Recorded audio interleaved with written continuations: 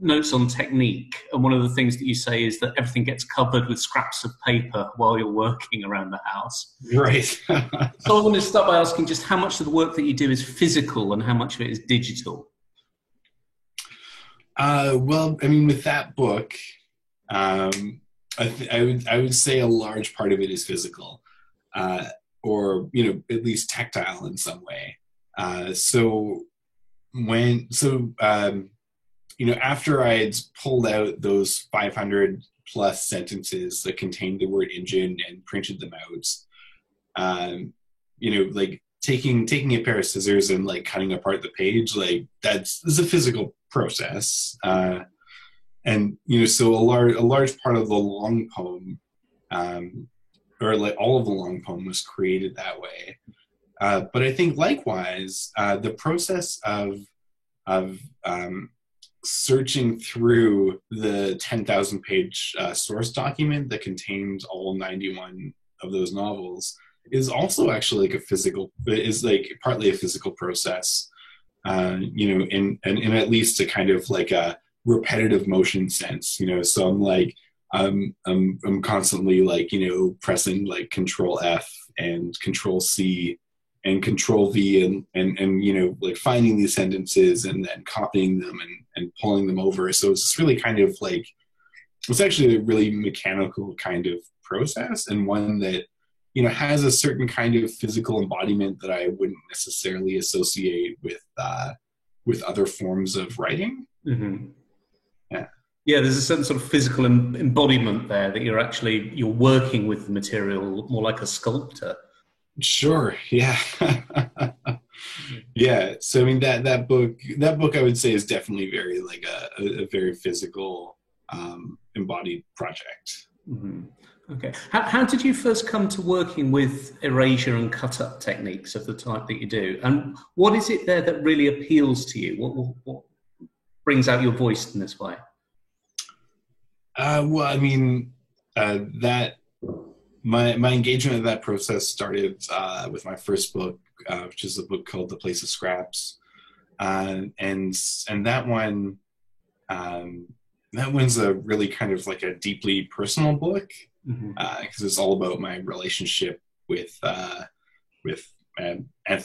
dead white anthropologist, and it's and my interest in erasure kind of was sparked by a frustration with the core material that I wanted to work with. Mm-hmm. So when I first started writing that book, I was really interested in kind of triangulating that space between the anthropologist and the impact of anthropology, as well as myself as a writer, and then also as like the space of these Niska totem poles. So there's like a triangulation between those three things, and also like Marius Barbeau's like text itself, like so the text from his book or his books. So when I was going through the process of writing that, or trying to write that project, I'd started by writing it as historical fiction, I think, and I'd also tried to write it as creative nonfiction, and I'd also tried to write it as a kind of lyric poetry, and all of those genres and methods kind of failed miserably, they failed because they didn't capture what I thought was interesting about the text that I was working with, and about the relationships between myself and Barbeau and these Niska totem poles.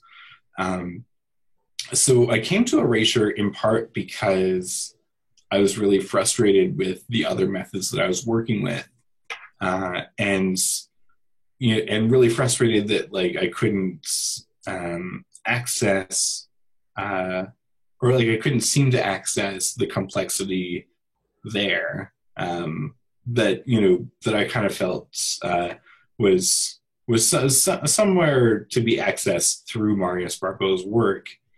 So Erasure really came up as like this moment of complete frustration where I was working with Barbeau's texts and literally just started, like erasing them as a means, is kind of like a poetic like catharsis that ultimately ended up turning into a poetics. Mm-hmm.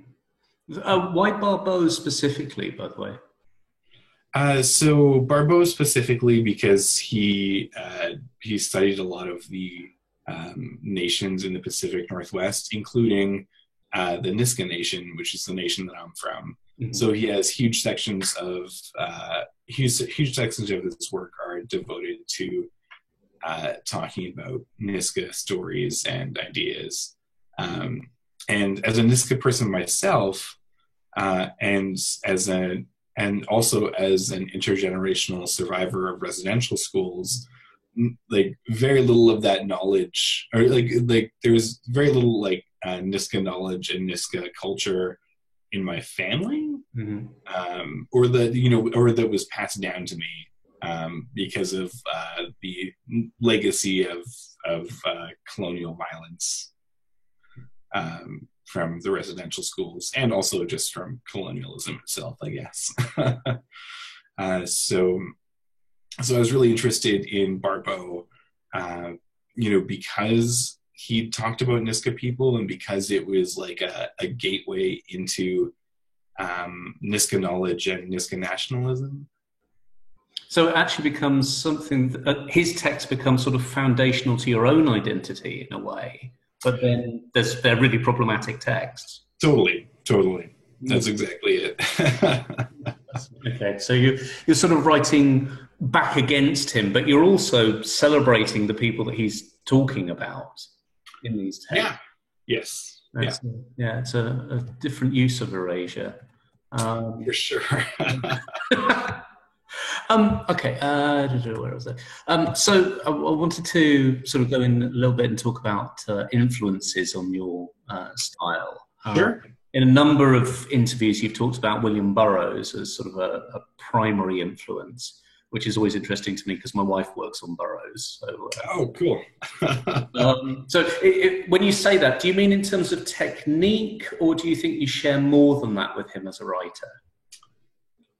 I mostly mean in terms of technique. I think, I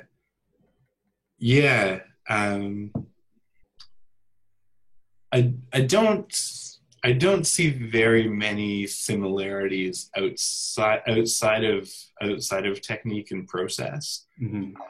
But I do think, like I definitely find.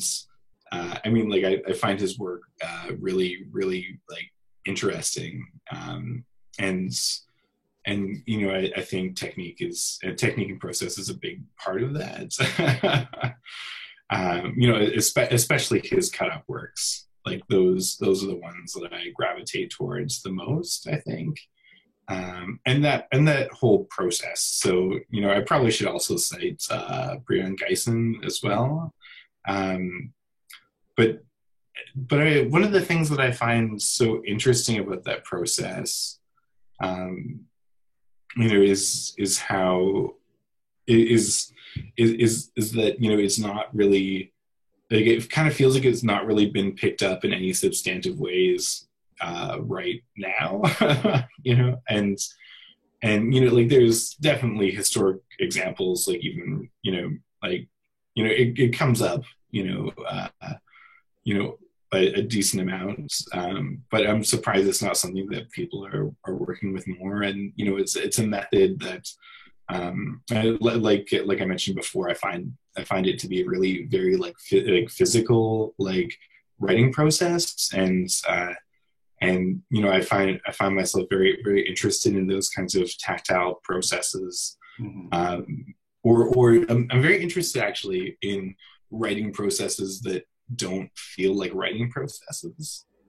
You know? Okay, yeah. Like, or like they don't look like, somebody sitting in front of like a word processor, just like, filling in like the white space, but instead kind of look like something else.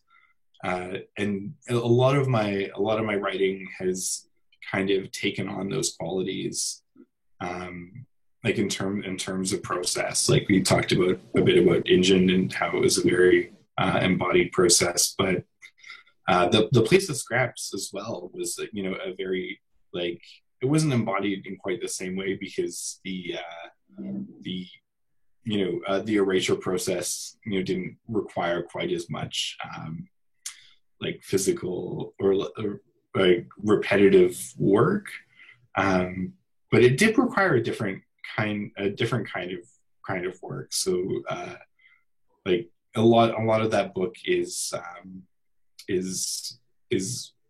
like concentrates on image and photography. Mm-hmm. So there's a lot of like there's honestly a lot of Photoshop in that book, which is like, in like, if Photoshop movements and Photoshop processes are different than a lot of writing processes. So I think that's like, I mean, that's something that I think about when I think about my process, and think about how some of these texts come together. Yeah. Yeah. I was actually going to ask you about that later, but I'm going to ask you now. So in the Sure. place of scraps, you sort of have these pictures towards the end, the final section, where you can play with placing them upside down, and you have these clouds of letters flying over. And that was the one section that I'm really struggling to sort of get to grips with. What sort of things were you thinking of when you're working with the image there? So there's this interesting, well, to me it's interesting, is this progression of how the image is deployed in that book.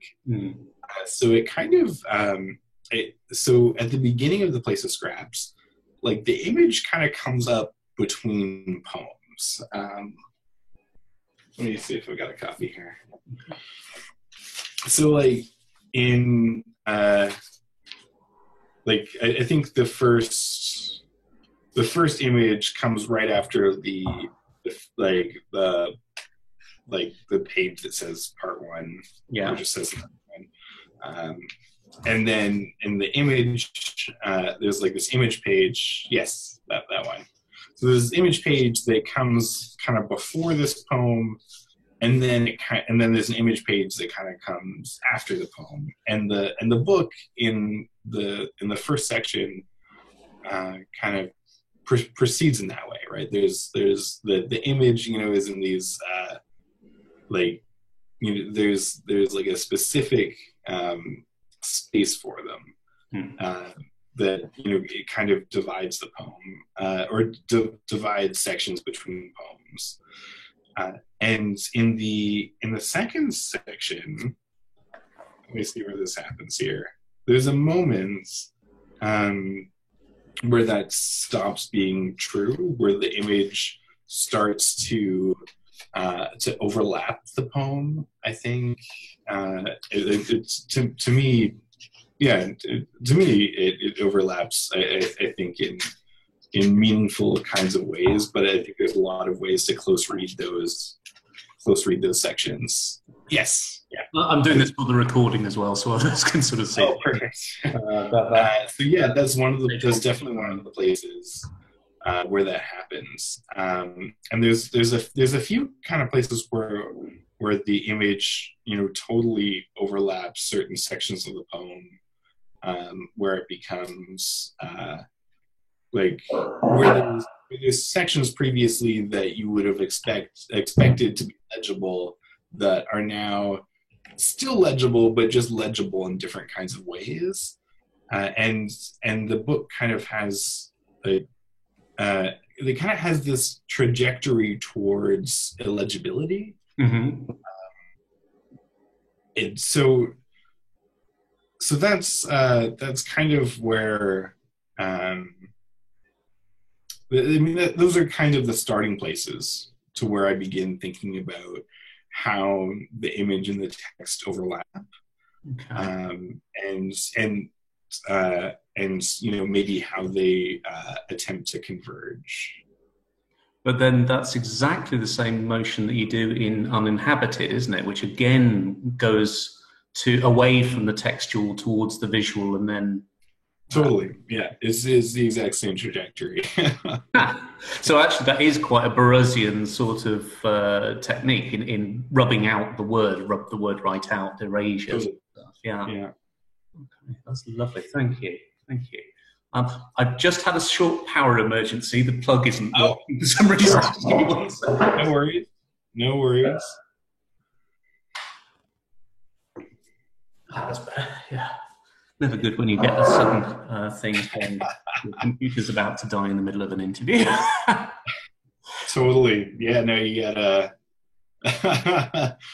power is important. I think it actually hasn't come up very, very often that I get to talk about the connection between The Place of Scraps in terms of that trajectory and Uninhabited. But yeah, I think they're very, very similar. They're very similar trajectories. That end up in very similar places, obviously with much different subject matter, I think. And I think the and the poetics themselves, I think initially appear to have some similarities, but are also ultimately pretty divergent. But then that same pattern emerges. Well, Place of Scraps is more obviously autobiographical, and Uninhabited seems to be more, would it be fair to say, more political, or is that going too far? I think I would characterize them both as being very political books, but Uninhabited for sure completely lacks any autobiographical elements. Yeah. Okay. Sorry, I'm going to stay with Place of Scraps for a minute. So there's a section which comes in, and I did write down the page number, page 163, which is the Place of Scraps anecdote itself, which is sort of a central moment, the bit where you say, "I trudged on behind Barton, barely lifting my feet." Yes.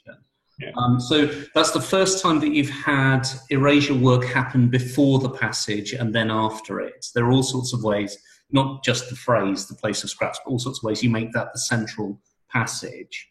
Am I right that that's not from Barbeau? That's something you wrote yourself? Yes, that's correct. So all of the stuff that's from Barbeau has quotes around it and page attributions. Mm-hmm. So this is a section, and there's a couple, I think there's another section as well, where it's like, this is definitely my voice, kind of like attempt to like this is where the historical fiction kind of comes in, I guess. Or where the remnants of it kind of remain, where I me as the poets, or I essentially appropriate Barbeau's voice and masquerade as it. Yeah, and there's a form of identification there, because obviously earlier you've had autobiographical passages very much competing with Barbeau, very different, and then totally. They come together. Yeah, nice. Okay. Why? No. We've covered that a little bit. Okay, that's good. It's always the fun part with interviews is you write the question, you have a nice structure, and then people get interesting, and you go all over the place. Totally. Okay. So going back to the sort of questions about where you fit within that broader experimental writing erasure poetics theme, especially the Burroughs strain of it, but then all over, it seems to be usually configured as an incredibly white space. For sure. do you ever find any mismatch between what you're trying to do as a decolonizing First Nations voice and some of the company you find yourself in as a poet? All the time, all the time. So, I do think it generally is a very white space, and the kinds of projects that happen in this space, tend to not be. I mean, one of the critiques that comes up is that those projects tend to be very like apolitical, and I think I think that is generally pretty true. Like I can only think of like a handful of Black, Indigenous, and people of color like writers, that engage with conceptualism in a way that's in a way that attempts to engage with the issues of colonization or race or gender or any of the kind of like difficult, complicated issues, really. Norbisi Philip comes to mind. She wrote an incredible book called Zong that might be worth checking out if you haven't read it. I haven't. No, I've seen her and Moez Sarani mentioned in other. Yeah. I haven't got either of their work yet. They do sound. Oh, okay. So I mean, those are two writers that come up frequently for me because they're really the only. I mean, I think their work is great, but they're also like the only other couple of examples of like writers who are engaging with conceptualism, who are doing it outside of that the white space that we were talking about, and I think likewise, it's really difficult it has been really difficult to engage with conceptualism post Kenneth Goldsmith. That was my next question. Yeah.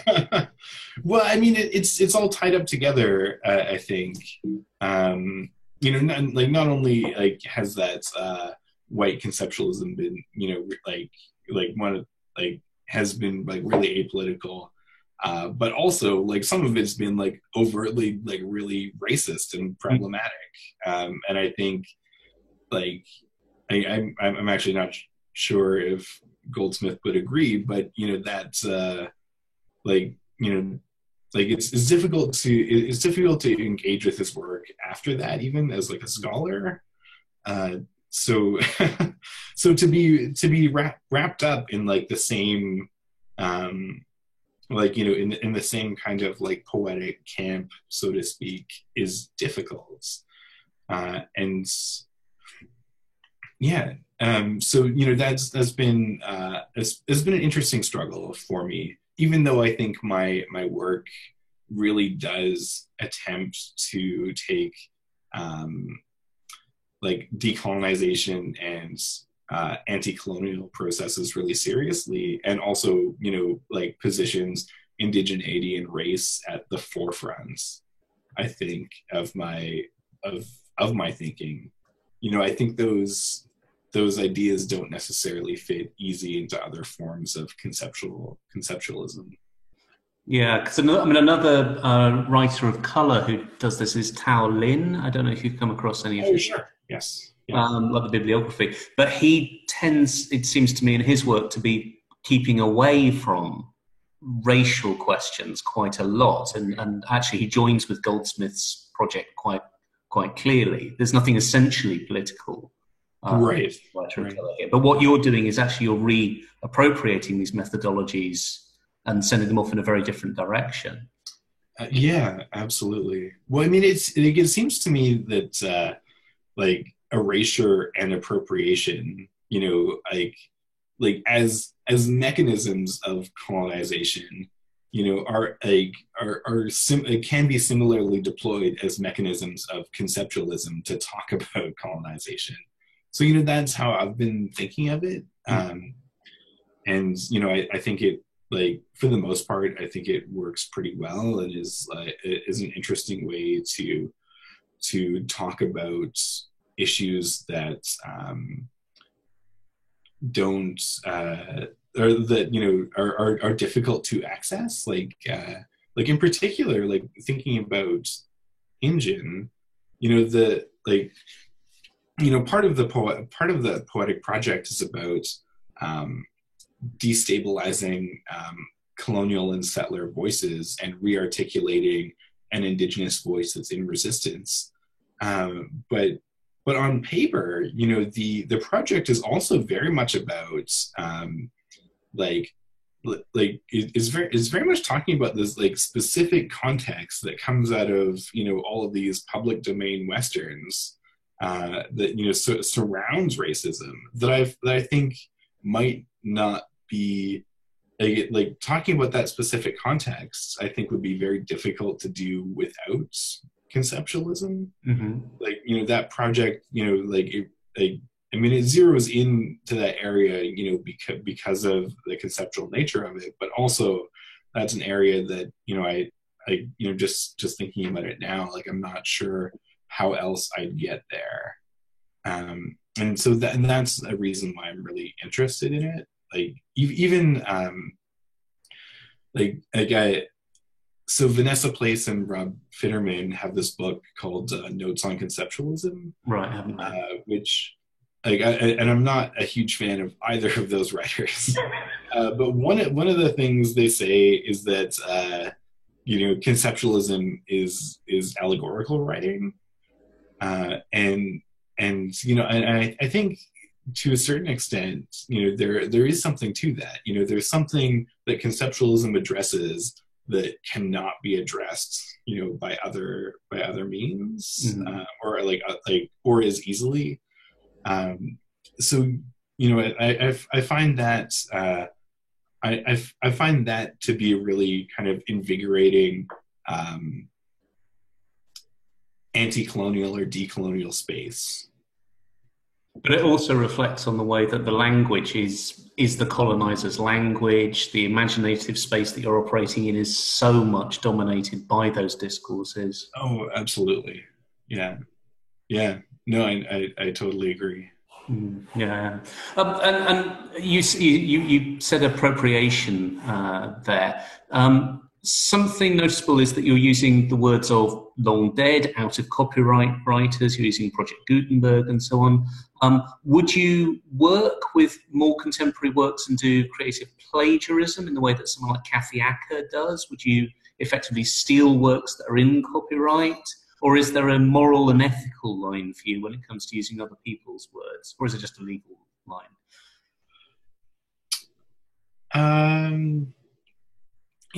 I do think, there is kind of like a moral and ethical line for me there. Like, so far, I've basically only stolen and appropriated from settler writers who are long dead, essentially. Like I think Marius Barbeau wasn't technically public domain when I wrote The Place of Scraps, but it's close enough that nobody really cares very much. And so but part of that is part of my interest there is in destabilizing, I guess, canonical knowledge and nostalgia. Mm-hmm. I mean, I guess I'd probably have to separate it out between my engagement with Western novels and my engagement with anthropology. But both of those engagements, I think, are about unsettling and destabilizing things that I feel are or that continue to have a kind of contempt, a current presence. So so I mean that's one side of it, and those writers all happen to be in the public domain, basically, so that's easy. I think the other side of it is that I do feel I do feel a bit uncomfortable completely like stealing and appropriating stuff that's current that doesn't fall under the public domain. I think in part because of how closely that mirrors colonial practices of theft. And I think for I think potentially, if there was a writer out there who I felt like I wanted to work with, who wasn't in the public domain, I'd probably have to make that on a case-by-case basis. Mm-hmm. But I certainly there's a number of so in Canada, we just had a few years ago we had the official Truth and Reconciliation Commission for Indian residential schools, and there are these enormous archives of survivor testimony. Mm-hmm. And to me, I find those documents really interesting. And as an intergenerational survivor of residential schools myself, I'm interested in how I can contribute to those archives, and also and also learn from them. But I would never use those archives as the basis for a creative project, or not in the same way that I would use Barpo's writing or old Western novels.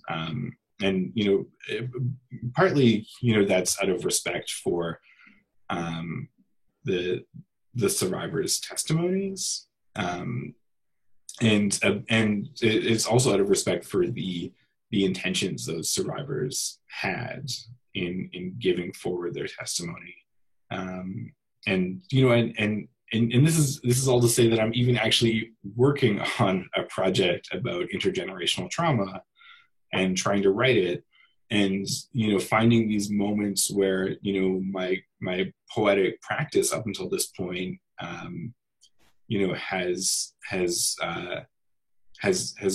gone to the public domain, and has gone to these kind of rich textual centers, to pull out things that I'm interested in, and that those same processes don't exist currently for the project that I'm working on.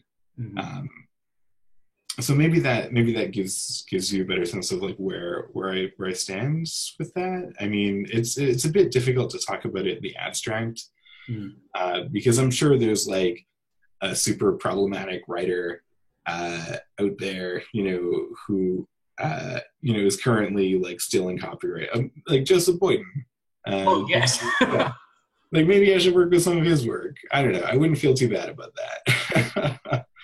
but I say that kind of flippantly, but then I'm like, oh wait, but he also actually stole some of his stories from communities where he didn't get permission.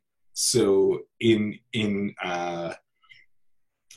I was to work with his stuff, would I be, would I also be complicit with that theft? I mean, these are questions I have for myself, and I think it might be, I'd have to have a project for that, and have to think about it more deeply to really answer those questions. Mm-hmm. But that's kind of where I'm at. I've forgotten. You'll have the names, but there are conservative newspaper columnists who write junk, and it sort of comes up on social media the whole time. Would you work with their things in a conceptual project, do you think? Oh, maybe. You can all think of the names. Yeah.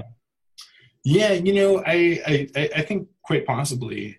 I was thinking about Shane Rhodes had this really interesting poem that he wrote a couple of years ago that was basically it was all of these like Facebook comments essentially where people just said really racist shit in response to the Truth and Reconciliation Commission, and also to in response to I Don't Know More. Mm-hmm. And like that was the poem. He just like replicated all this stuff that I think is in this kind of is in this kind of like legal gray area, because it's not really like, it's not in the public domain. I mean, it's just on the internet, it's accessible. And he didn't ask permission for any of it, but it's a really interesting poem, and I think it works really well. And I wouldn't, like, if I was to do something similar, I feel like I wouldn't have like any ethical issues with it. Yeah, no, but there's something that what's her sorry, Kathleen Ritter says in the afterword in Uninhabited, where she talks about Abel is subjecting the public domain to the same things that land is subjected to, particularly extraction. And you sort of think about your work in terms of appropriation and extraction. If there's two words which normally would set a First Nations writer on edge, it's appropriation and extraction. Totally. There's a sort of irony there.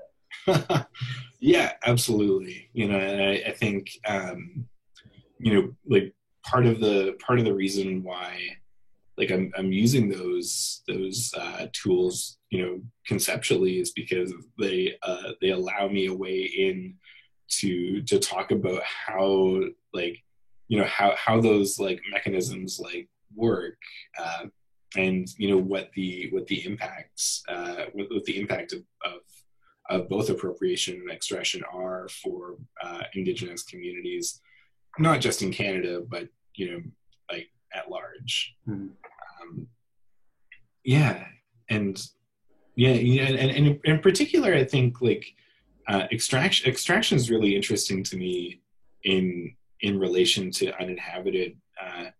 Just in imagining my own poetic practice as just like as this process that just takes what it wants, whatever it wants from this body of text, without any interest or understanding in how it impacts the rest of the text, or how it's destabilizes it.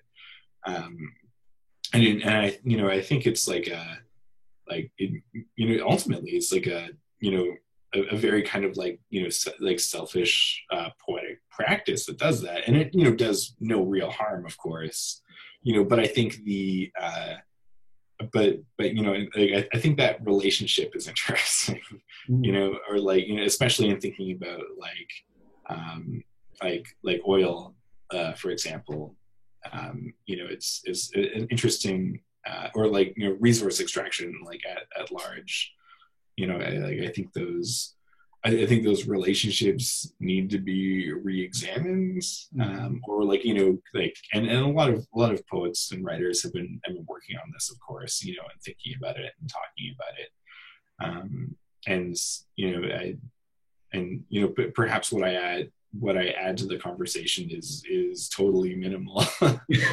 But it's something that I've been thinking about, especially in relation to that book. Have you ever seen Warren Carrew's Petroglyphs series? I have, yeah. I'm currently at the University of Manitoba. I think I mentioned this to you. I'm the writer in residence here. And Warren Carrew and I are going to go out and look at some petroforms this afternoon. But yeah, he's a really interesting scholar and artist, and yeah. So in Uninhabited, one of the things that you do, and again, just sort of show this for the camera, is you start sort of carving out spaces into the text that you find. One very practical question first. Are those real spaces? Is that taken from maps? Yeah, they're just taken from public domain maps on the internet somewhere. And maps of Canada or the States? Actually, I don't remember. I think I mostly looked at maps of water, like of waterways, just because I found them aesthetically the most interesting. I think one of them might be a map of Canada because it has the Great Lakes on there. So I guess it's a map of Canada and the United States. But they weren't chosen because of their geographical locations. They're just chosen because of their shapes of land and waterways. Okay, so they're introducing flow and that sort of thing. Okay, and then in the last section of the book, which is extracted, you start with text and you literally carry out the work of an extraction there. And as we go through, we get to these sort of degraded lines where you can't really see anything, and you end with a blank. Yes. There.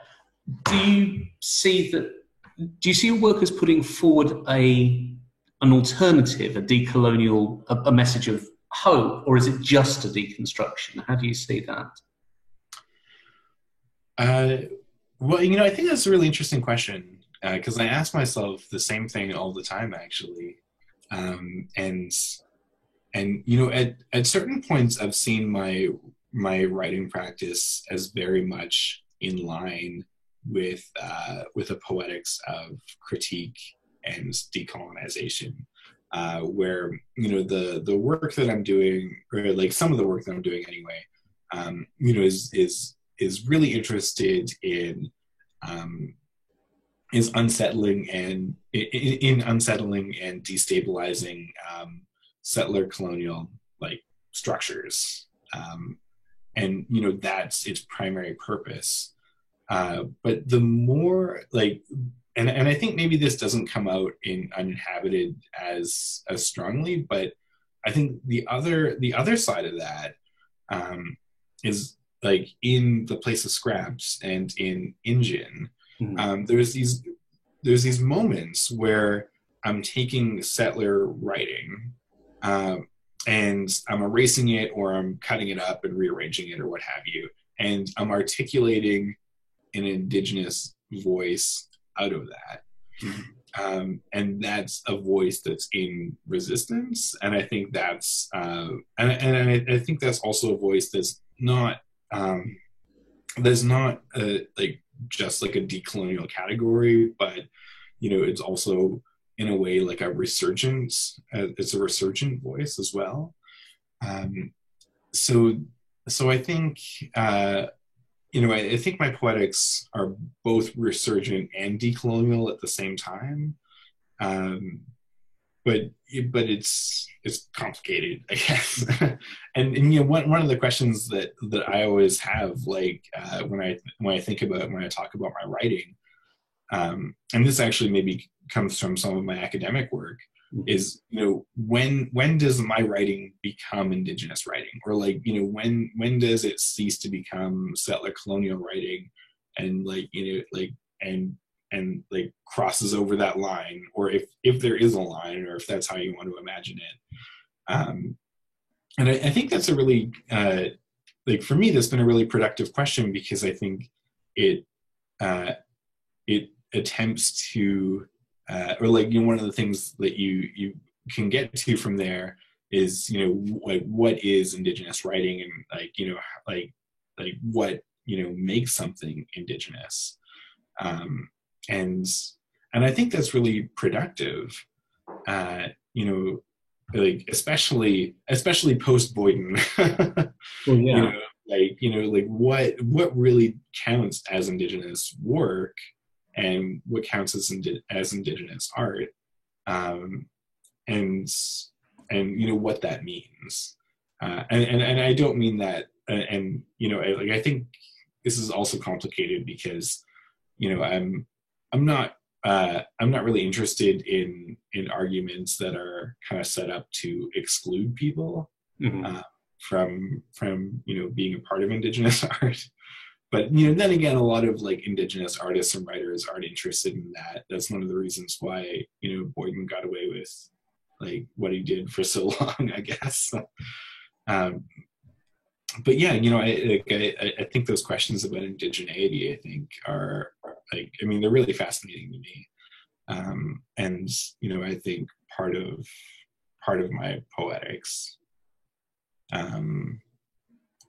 And I think they're also connected to, I mean, like one of the trends in Indigenous studies right now is Indigenous nationalism. So and Indigenous resurgence, but ultimately, like what that looks like is, you know, finding ways to return to community, return to culture, and return to Indigenous languages. And you know, and integrate those things, you know, into our, you know, academic practices or our creative practices and the practices of our daily lives. And I think and I think, you know, to a certain extent, one of the things that's come up because of that is that there's very kind of like there's this kind of like rigidity around, you know, who like around you know, like what it means to be Indigenous, or what counts as Indigenous practices, or what counts as Indigenous art. So I don't know, I think somehow my work is wrapped up in that, wrapped up in that debate, and you know, I think doesn't actually necessarily fit easily into Indigenous literary nationalism. And you know, and I think because of that, like kind of like there's no current like Indigenous literary studies framework that that easily like accommodates for the kind of work that I've been doing. So I guess this is a long way to say that I don't totally know how to answer your question. But you know, these are all things I've been thinking about as well. Yeah, I mean, there's one of the blurbs that were given for the place of Scraps. Someone talks about, I can't remember who it was, but Christopher Bracken says that it's a form of totem pole carving itself that you're doing. So if I was going to do a nationalist reading of your work, I'd start with saying that you're mirroring a traditional practice. Sure. And, you know, I do think that reading is there for sure. In one of the few conversations that I've had with my dad, who is a traditional Niska carver, you know, one of the things that he said to me was that, you know, the art of carving is about allowing like the shapes in the wood to reveal themselves. And I think there is absolutely like I think a relationship between that practice and the specific kind of erasure that I do in that book. You know, where like, you know, it's it's very much those like there's patterns and voices that, you know, come out of that settler writing that is somehow hey, Warren Carey, you just walked in the office. There's patterns that emerge out of that, I think, that are out of that settler writing that are interesting. Yeah, absolutely. And I was going to ask you about something that Margaret Christakis said in her essay about you, where she said that the shapes actually seem to be based in what she calls, quote, indigenous symbolic morphology. I don't know how much you agree with that. What does she mean by that? Well, I think it literally means the shapes and some of the symbolic language from the totem poles and traditional art. Interesting. And I I'll don't know I'll how have to much go back. Sorry. Oh, I was gonna say I'll have to go back and reread that essay. I don't recall. Yeah, I guess I haven't really thought about that. I mean, the sheep certainly, like, I mean, some of them, are like some of them, are there because of their kind of like poetic and semantic meanings. Mhm. But some of the erasures that come up in that book, are very much there for, like,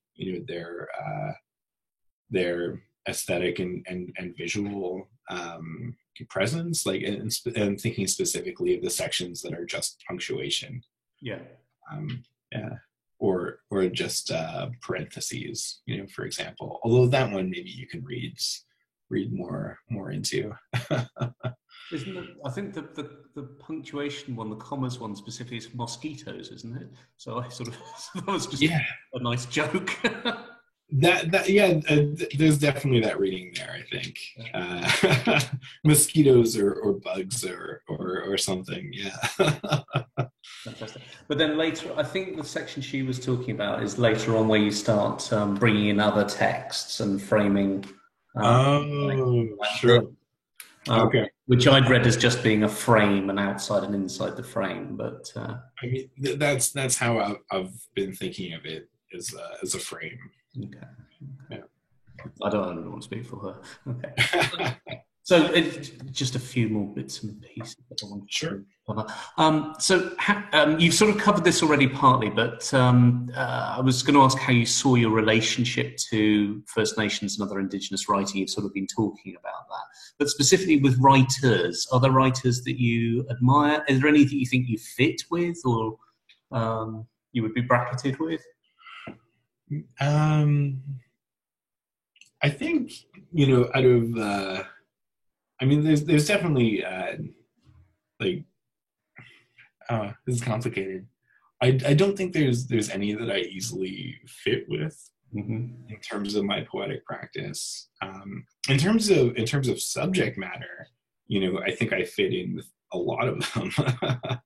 There's like one of the reasons why my book ended up at Talon Books was because there was a writer at Talon named Gary Thomas Morse who wrote a book called Discovery Passages, and that was a book that I saw a lot of, like, it's like in terms of poetic practice, it's completely different than my own work, but in terms of subject matter, I think it's very much in line. Like and I think that one also engages with some early anthropology and representations of Indigenous peoples. Yeah, like subject matter wise, it's really easy to get along, like to have to look at my work, side by side with other Indigenous writers and artists. Yeah, I would say potentially my work, like in terms of the poetics, it might actually fit more easily alongside like practices in Indigenous arts. So like I'm just thinking about do you know Brian Youngin's work? No, I don't. He's the guy who made some really cool Indigenous like sculptures and art out of like, well, at one point he used like basketball shoes. Like he used all these Air Jordans to make these like interesting like Indigenous like shapes. And yeah, and so I think there's like very much like an artistic connection between my work and his work, where we're using these kinds of found materials and reconstructing, or re-articulating, like, or just even articulating, Indigenous voice and Indigenous presence out of materials that don't necessarily have those things in them to begin with. So like, so that's, I mean, like, and I think there's a few connections, like, in the world of Indigenous arts, that makes sense for me that way in terms of my own poetic practice and I guess artistic practice. Yeah, I mean, that's where I'd start thinking about that. Yeah, because you fit on the same continuity. Do you know Tom Phillips' work, who did a Humament? Yes. Yeah. Yeah, I mean, he's exhibited his work as art and he's read it as poetry and doesn't really make a distinction. You sort of fit in there. Totally. Yeah. And and also, like, I'm a huge fan of Tom Phillips' work, which I weirdly, like, I came to after I'd written The Place of Scraps. But I think there's definitely like a connection there, but not to a non-Indigenous artist, I guess, a non-Indigenous artist / writer. Well, I'm mentioning him because my familiarity with Indigenous visual arts isn't brilliant. So right. Well, no worries. I mean, mine isn't either, really. There's a lot of really interesting Indigenous artists that I find out about all the time. Who have been around for years, so I understand. Okay. So with Injun, by the way, are you okay for time? Sorry, we didn't set a time. Yeah, I was. I am right now. I was planning on leaving. Warren and I were going to go out to those Petra forums in about 15, 20 minutes. That's when we'll definitely be over. Sure. So, Injun, so you mentioned the long poem, the 26-part poem there. And to me, that feels like an evolution or something sort of changed, a sort of more confident voice, and some of the stuff you were saying about it coming to your own poetics a bit more. But obviously, it's carved out. It's discovered poetry in a sense. Sure. What did you discover that particularly struck you? Because that's the wonderful thing with working with this stuff is it comes out at you. So what poems did you like in there? What grabbed you? What images grabbed you? I think it was the thing that really grabbed me were the like auditory qualities of words and phrases. So it wasn't so much about the images, it was about the sound of the way the words came together that I found really striking. Like that, so the long poem, when I was cutting it up and like with the pair of scissors and putting it all together, the connections that I was pulling together were mainly based on sounds. Okay. Which I'm not sure. I'm not sure that. I'm not sure that totally comes out in the book itself, but in my performance of the book, I work with sound a lot. So the way I could describe it is that I record myself reading the poem several times, and then I plug recordings of my voice into this DJ software called Ableton, and then I remix my voice over top of itself in real time. And that's what my performances look like. So they're almost 100% like sound poetry performances now. Which I think is in line with how and like specifically how Injun came together. It is very, very oriented around, I guess, unusual combinations of sounds, or maybe or maybe combinations of sound that like flow together well but don't necessarily produce any kind of like linear meaning. You're saying that to a man who's trying to write an academic essay analysing linear meaning. But okay, how did you choose the 28 words that make up the notes? I mean, I can see scalped and frontier would come in, but why words like boiled and thankful? I mean, I chose words that I felt um, could be like I mean I chose them in part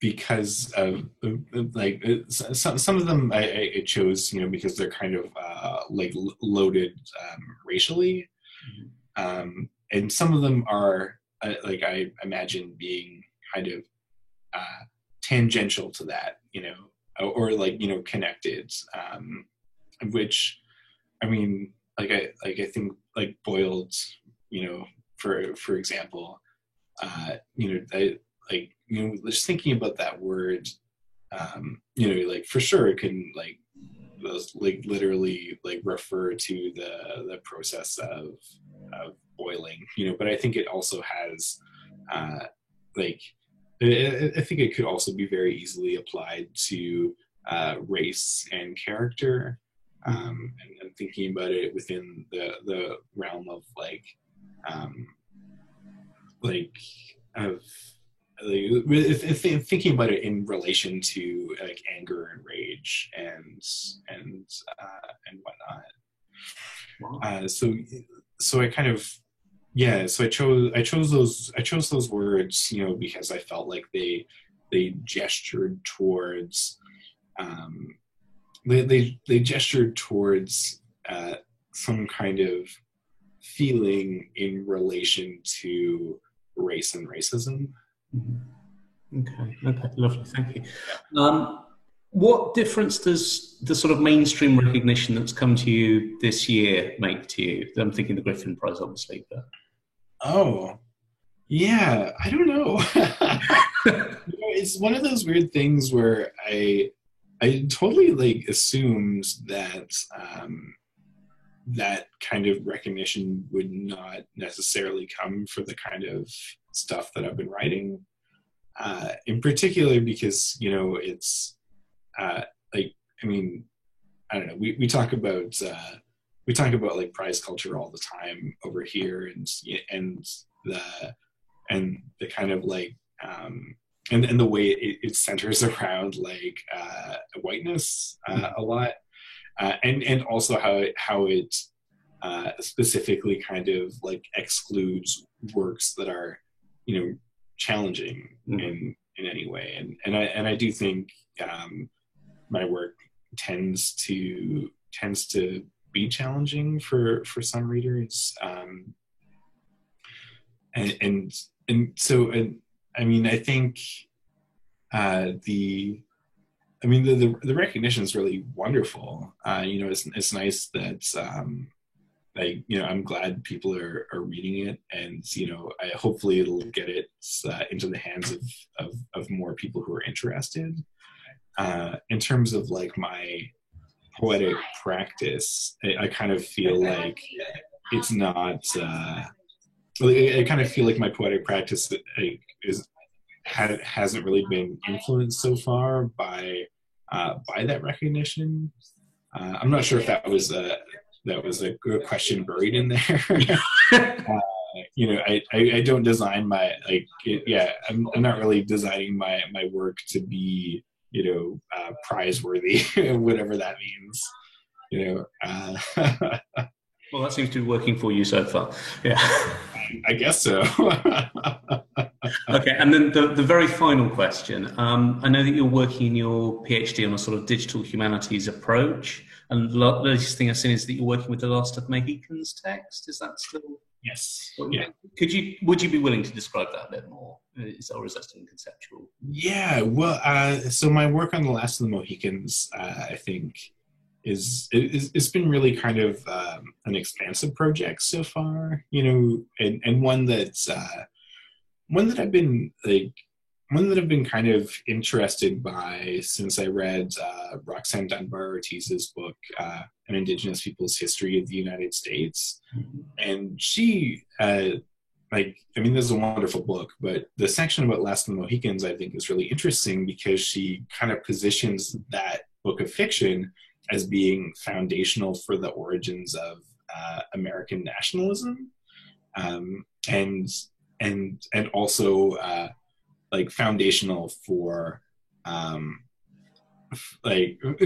foundational to like the to like colonial efforts, because of how it positions indigenous peoples as, you know, dying out and just like gifting this land to the settlers. So it's this really kind of like interesting,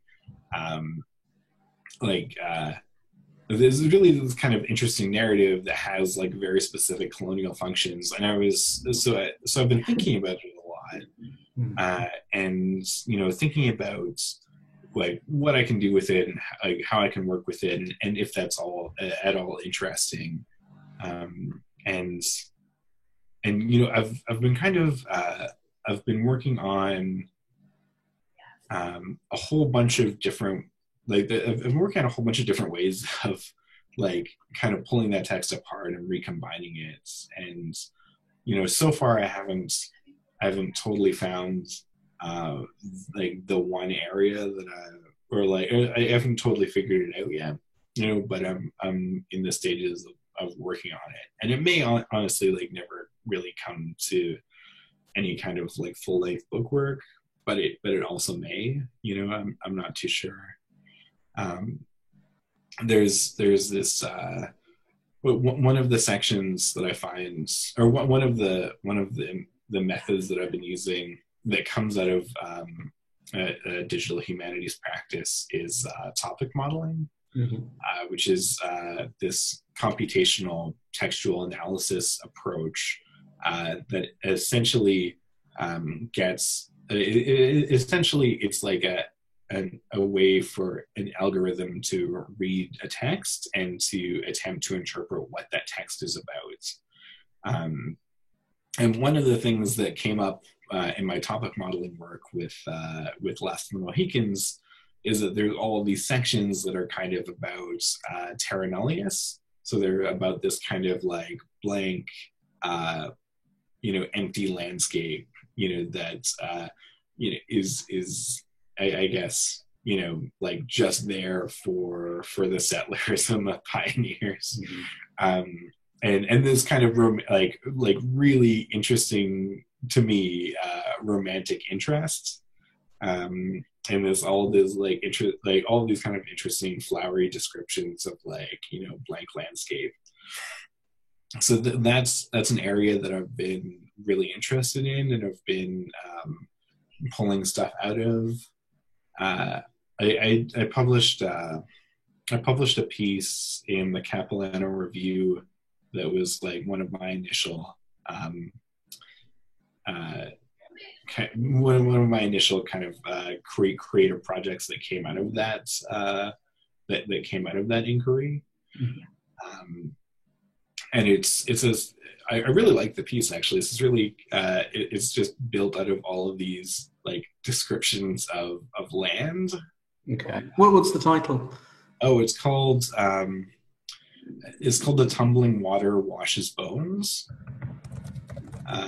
And it's somewhere on the Capilano Review. I can't remember which issue, but it might even be online. I'm not sure. Yeah, so that's what I've been working with, like in terms of Last of the Mohicans, and I've done some other. I really want to say the word explorations, but I also feel that word is like really problematic. And I feel like that's not exactly what I'm doing. But I've done some other creative projects that have kind of surrounded that book or come out of my interest in that book. But like right now, like I'm at the stage where I'm trying out a bunch of stuff and still trying to figure it out. Okay. I've got to ask, why American rather than Canadian works that you're working with so much?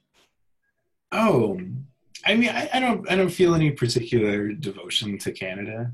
But this question is interesting. This question does come up every now and then, and I wonder if it has to do with like,